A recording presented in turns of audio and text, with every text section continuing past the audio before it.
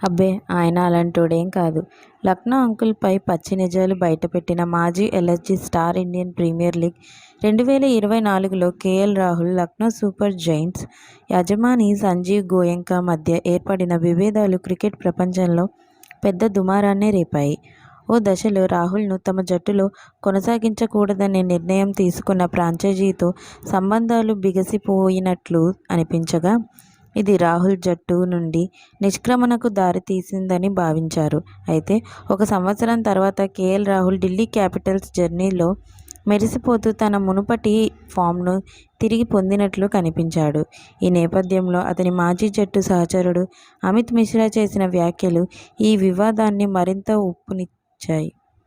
అమిత్ మిశ్రా మాట్లాడుతూ, సంజీవ్ గోయంకా గురించి చెప్పాలంటే అతను ఎప్పుడూ జట్టులో బలవంతంగా జోక్యం చేసుకున్నట్టు నేను అనుకోను. అతనికి ఒకే ఒక ఉద్దేశం, అది జట్టు గెలవాలి. కానీ ఓడిపోయినప్పుడు కూడా అతను ఎప్పుడూ బిగ్గరగా లేదా తప్పుగా మాట్లాడలేదు. అది మీడియా హైపే అని నేను అనుకుంటున్నాను. నిజంగా ఆ విధమైన ప్రతికూలత నాకు కనబడలేదు అని చెప్పారు. అలాగే ఒక యజమాని గెలిచే జట్టును చూడాలనుకోవడంలో తప్పులేదు. కానీ అతడు డ్రెస్సింగ్ రూమ్లోకి వచ్చి ఓడిపోవడం సరే, కానీ పోరాడి ఓడిపోవాలి అన్నాడు. కోల్కతా, హైదరాబాద్ వంటి మ్యాచ్లలో ఘోరంగా ఓడిన అతను జట్టును ప్రేరేపించేలా మాట్లాడాడు. అతను ఎప్పుడూ చీరచింతగా మాట్లాడలేదు అని మిశ్రా స్పష్టంగా చెప్పారు.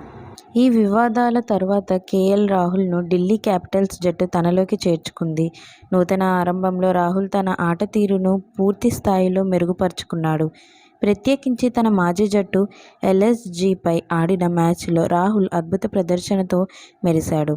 160 పరుగుల లక్ష్యంతో బరిలోకి దిగిన ఢిల్లీ క్యాపిటల్స్ తొలి ఓవర్లో వికెట్లు కోల్పోయిన తర్వాత కేఎల్ రాహుల్, అభిషేక్ పోరెల్ జోడీ జట్టును నిలబెట్టింది.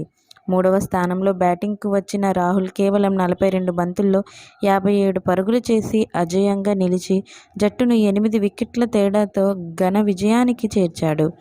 ఈ విజయంతో కేఎల్ రాహుల్ తన మాజీ జట్టుకే సమాధానం ఇచ్చినట్లయింది. గతంలో తనను నిలబెట్టుకోనందుకు ఎలాగైనా పశ్చాత్తాపపడేలా చేశాడు. ఇకపై రాహుల్ తన ఆట తీరుతోనే మాట్లాడుతాడని, వ్యక్తిగతంగా ఎలాంటి విమర్శలు చేయకుండా బ్యాట్తోనే ప్రత్యుత్తరం ఇస్తాడని ఈ మ్యాచ్ నిరూపించింది. ఇక ఎల్ఎస్జీ యజమాని సంజీవ్ గోయంకా పాత్రపై అభిప్రాయాలు వేరేలా ఉన్నప్పటికీ అమిత్ మిశ్రా వ్యాఖ్యలు ఈ వివాదానికి మరొక కోణం తీసుకొచ్చాయి.